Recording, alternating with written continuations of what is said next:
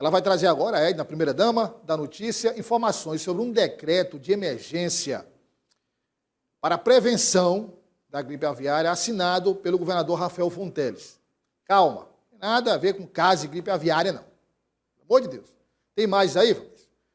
Não tem caso de gripe aviária, não. É preventiva a ação. Preventiva. A Edna vai explicar. Traz a Edna aí. Edna Maciel, boa tarde. Seja bem-vindo.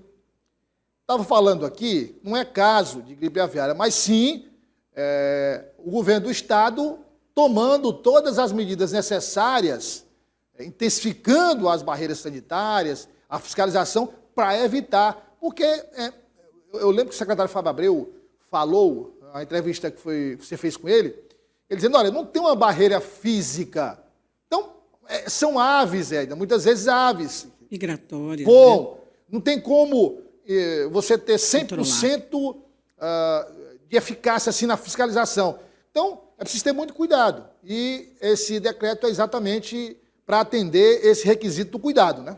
Exato. Boa tarde, Douglas, e a todos que nos acompanham, toda a nossa audiência. Isso mesmo, Douglas, como você bem colocou, não temos casos confirmados de gripe aviária no nosso estado. Agora, existe sim a questão das aves migratórias, que, como o próprio secretário Fábio Abreu nos falou na primeira matéria que fizemos sobre o assunto, ou uma das primeiras, de que o litoral piauiense é que requer mais cuidado.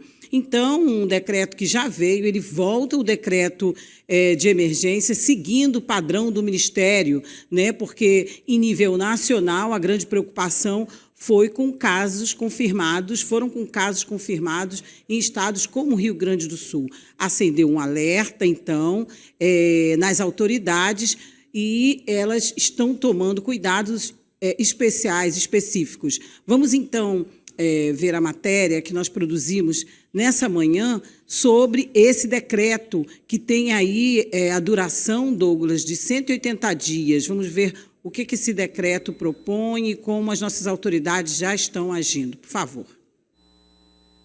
O decreto vale por 180 dias. A decisão do governo do estado, ao tomar a medida, é reforçar as ações de prevenção contra a influenza aviária H5N1, conhecida como gripe aviária, por conta do cenário de risco sanitário nacional e da confirmação de casos do vírus em aves silvestres, mais recentemente no Rio Grande do Sul, onde já havia sido decretado estado de emergência.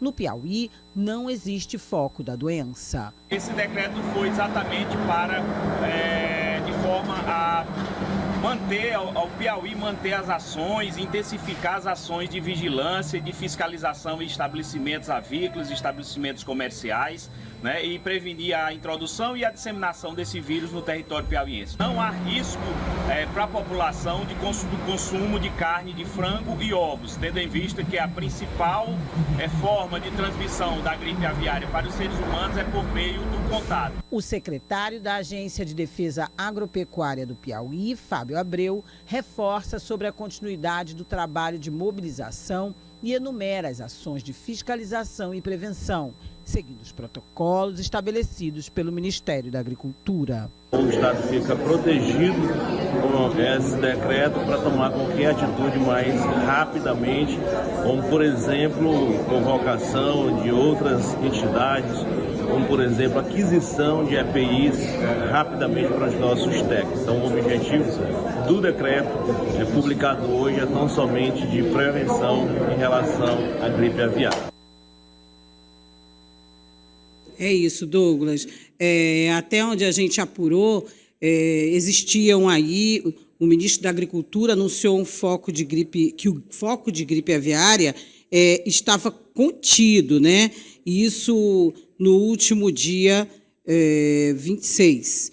Bom, então, olha só, nós temos aí focos e 9 locais onde poderiam existir os casos, 9 sendo suspeitos. Primeiro, eu vi um número de 11 e agora de 9. Né? Então, tem casos em Santa Catarina, no Amazonas, enfim, em alguns outros locais onde existe a suspeita, né?